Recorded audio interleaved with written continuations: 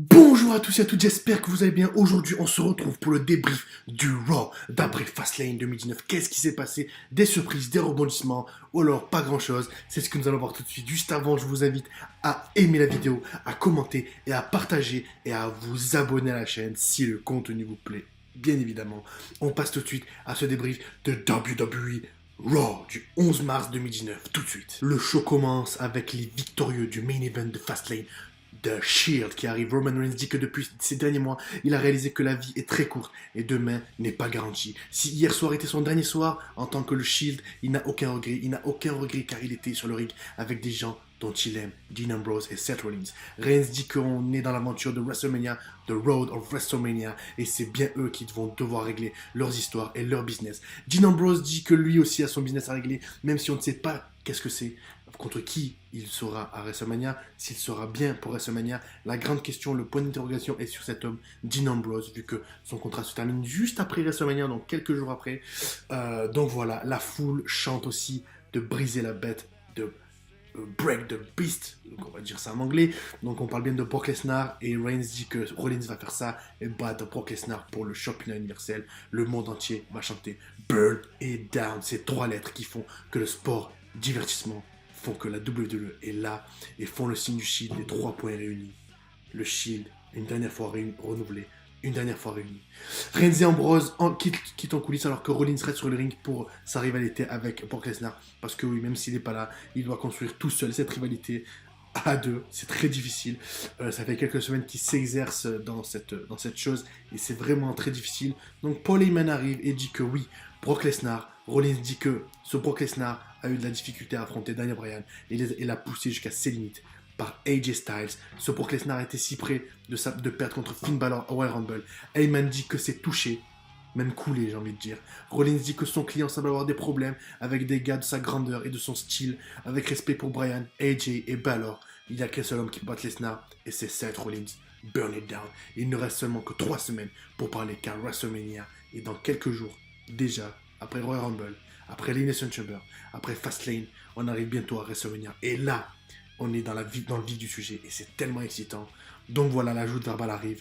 Et c'est alors qu'arrive ce grand catcheur qu'on avait oublié depuis si longtemps, Shelton Benjamin.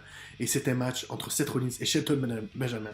En fin de match, Rollins envoie Benjamin dans le coin et tandis que Rollins porte une Sling Blade, Shelton esquive et porte un super kick et porte aussi une German suplex sur Seth Rollins. Puis une autre. Shelton Benjamin tente un F5, mais Rollins se dégage. 2 kicks et un stomp et c'est fini. 1, 2, 3. Seth Rollins se dégage sans grande difficulté de ce match contre Shelton Benjamin. On avait tellement oublié, donc on passe à autre chose. De suite après, on aura ce match entre Finn Balor et Bobby Lashley pour le titre de champion intercontinental. Le championnat intercontinental, parlons-en de cette surprise de cette soirée. Finn Balor défend son titre contre Bobby Lashley. Balor se prépare pour son coup de grâce, mais Lio Rush arrive et commence à faire sonner la cloche. Balor est distrait et porte un coup de pied à Rush. Balor se lance en springboard pour retourner le ring, mais Lashley le bloque avec son spear pour le compte de 3. Un match rapide, efficace pour un nouveau champion. Bobby Lashley, nouveau champion intercontinental. Je parle bien de cette ceinture si prestigieuse. La WWE revient à des standards très très basiques en laissant des règnes très très courts, voilà, pas le temps de construire un titre, etc. Ce qui est assez pas mal avant la route de WrestleMania et pendant la route de WrestleMania. C'est assez dur de faire une dynamique, de laisser un choix assez dynamique, que ce soit Raw, SmackDown, tout la NXT. Donc pour l'instant, c'est une très bonne idée de switcher ces championnats pendant que le championnat universel est en train de dormir chez Brock Lesnar. Donc voilà, nous avons un nouveau champion intercontinental, Bobby Lashley. Au final, c'est pas plus mal, même si j'aime pas trop le personnage. Mais voilà, c'est ce moment de switch vraiment sur tous les titres en ce moment, ça fait du bien. Un peu d'air frais, un peu de bol frais. Nous, on attendait que ça.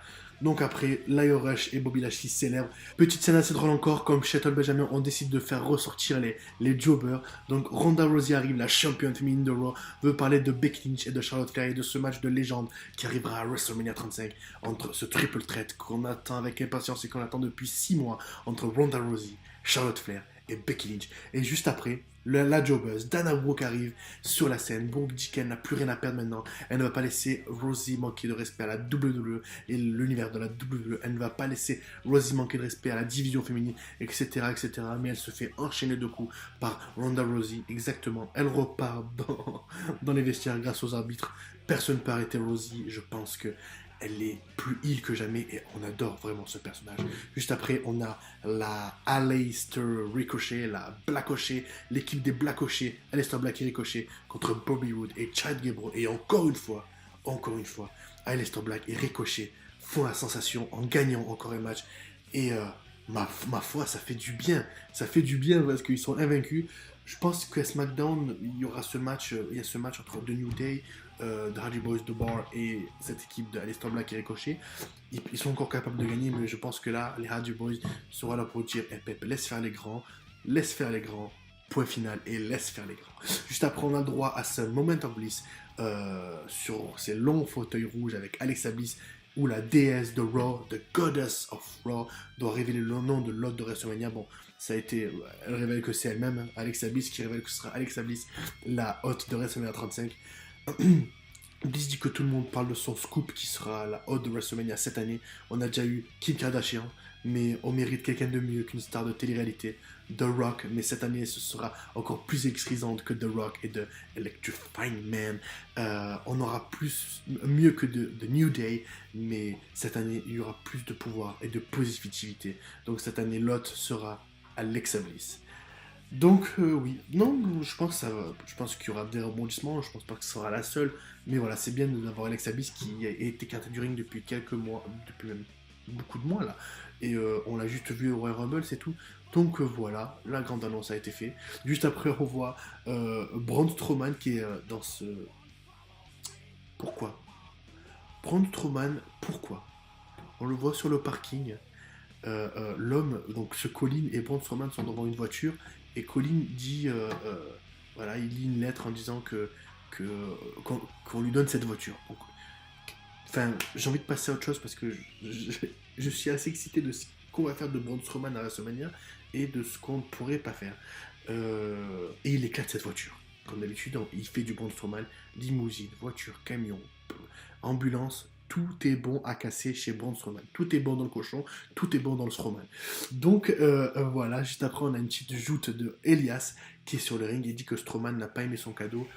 Bla bla bla bla. Chaque semaine ça devient chiant. En fait quand il est face, c'est bien au micro. Quand il est heel, c'est redondant, c'est relou quoi. Vraiment c'est relou. En plus après on a le droit à Lacey Evans qui fait l'aller et le retour. Donc voilà, là c'est le petit coup de gueule. Ce Raw était un mi-figue, mi-raisin, donc assez bien et assez pas bien. Pourquoi Parce que voilà, je finis ce débrief et après je dirai pourquoi.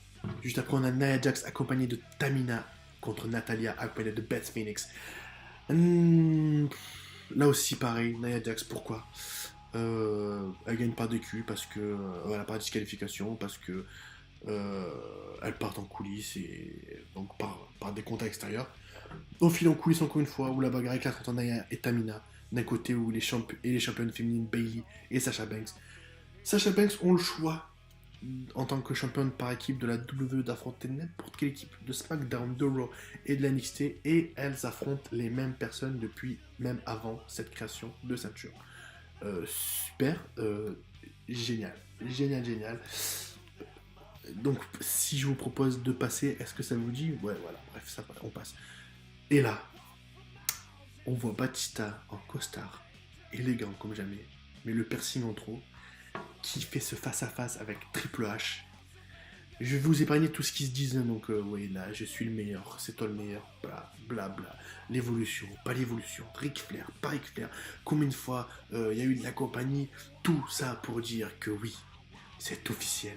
Et c'est officiel depuis 6 mois, dans les tuyaux, et dans les rumeurs, et dans les remous, et dans le ventre mou de la WWE, Batista, The Animal, The Machine, fera face au Cerebral Assassin, Triple H, à WrestleMania 35, dans un No Holds Barred match, dans un match sans disqualification et sans règles, un peu comme un street fight, et là, un match à l'ancienne, des années 2000 comme on les aime, à la No Way Out. à la SummerSlam, à la The Great American Bash, à la Backlash, à la Extreme Rules. Triple H contre Batista, c'est officiel. Et je m'arrêterai là. Parce que oui, cette annonce a fait ma soirée à Raw. Et je suis vraiment excité de voir ce match.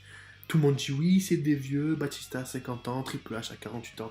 On n'en a rien à battre. Parce que oui, moi je veux voir ce match. Triple H a fait un bon crown jewel. Triple H et Undertaker et la DX et Shawn Michaels et Kane ont fait un bon super showdown. On fait un bon crown jewel. Et bref, voilà. C'est comme le bon vin. Plus il vieillit, mieux il est. Donc voilà pour ce débrief. Je suis excité comme une puce. AJ Styles contre Randy Orton.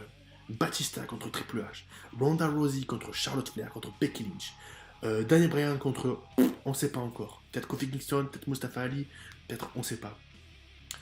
Ça commence vraiment à se dessiner. Hein. Seth Rollins contre Brock Lesnar. On aura sûrement un match de Usos contre The Hardy Boys. Je pense que ce sera The Miz contre Shane McMahon pour le titre de meilleur catcheur au monde. Le titre intercontinental sera sûrement de Miz. On aura sûrement le titre des États-Unis où Samoa Joe défendra son titre contre sûrement Rey Mysterio et Andrade. Donc voilà, des matchs et encore, il y aura une dizaine de matchs de prévus. Et là, WrestleMania cette année est vraiment excitant. Plus que l'année dernière, oui. Plus qu'il y a 2 ans, oui. Plus qu'il y a 10 ans, chaque année WrestleMania est excitant. Voilà pour ce débrief et j'espère qu'il vous aura plu. Passez une bonne soirée. Peace!